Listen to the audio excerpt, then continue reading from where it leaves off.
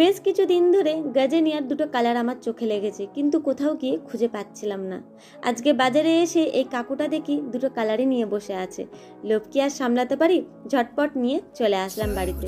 চলো বাড়ি গিয়ে দেখাবো তোমাদের কি কালার নিয়েছি, আর তার সাথে তোমাদের সাথে শেয়ার করব গাজেনিয়ার মাটি কিভাবে রেডি করতে হয়, আর সব থেকে বড় কথা বাড়িরই কিছু জিনিস মিক্স করে কিভাবে গাছকে সুন্দর করে তোলা যায়।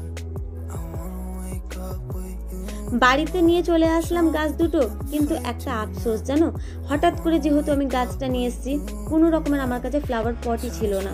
কি করব, গাছ তো নিয়ে চলে আসলাম, পুরো বাড়ি খুঁজে খুঁজে এই একটা ভাঙা পট আমি পেলাম।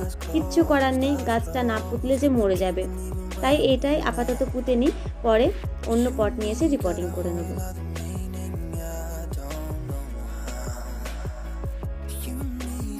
ড্রেন হোলেসটা একটা ঢেউ খেলানো ইটের টুকরো দিয়ে আমি বন্ধ করে নিলাম।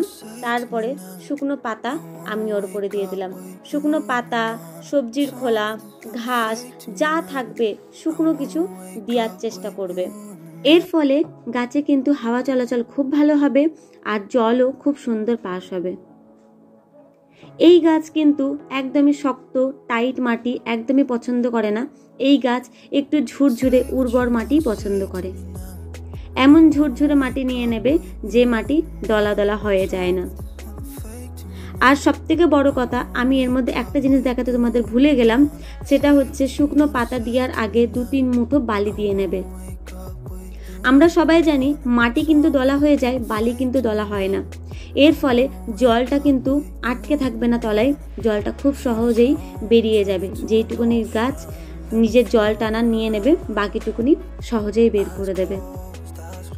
আমি আমার এই মাটিটাকে আমি বাইরের তেমন কিছু দিই না, গাছে অনেক রকমের সার আছে দেওয়ার মতন, কিন্তু সত্যি কথা বলতে আমি দিই না। আমি যতটা পারি অল্প কিছু জিনিসের মধ্যেই দেওয়ার চেষ্টা করি, আর ঘরেরই জিনিস দিই। সে এই মাটিটাকে রেডি করলাম। আমি নর্মাল মাটি নিলাম, 2-3 মুঠো গোবরের যে সার হয়, তোমরা সবাই জানো যে পুরনো যে গোবরের সারগুলো, ওটা আমি 1 মুঠো নিয়ে নিই, আর অল্প একটু হাড় কুচি নিই, ভালো করে মিক্স করে মাটিটাকে দিয়ে দিই। এছাড়া ঘরের জিনিস যেটা আমি দিই, যেটাতে রেজাল্ট সত্যি বলছি অসাধারণ পাওয়া যায়, ওটা কিছুই না, ঘরের যে সবজি হয়, সবজির ওয়েস্ট যেগুলো থাকে, যেগুলো ফেলে দিই আমরা খোসাগুলো, ওগুলো ফেলো না, ওগুলো একটা বাকেটের মধ্যে নিয়ে নাও, ওর মধ্যে 6-7 দিনের জন্য জল দিয়ে ঢেকে রেখে দাও। 6-7 দিন পর যখন ওটা পচে যাবে, তখন ওটাকে ছেঁকে অন্য জলের সাথে মিক্স করে প্রত্যেকটা গাছের গোড়ায় দাও, আর খোল পচা জল দাও।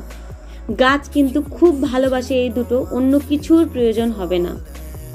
তোমাদের কেমন লাগলো আমার এই ছোট্ট ভিডিওটা আমাকে অবশ্যই জানিয়ে দিও। ভিডিওটা যদি একটু ভালো লেগে থাকে একটা সাবস্ক্রাইব করে দিও। Bye bye.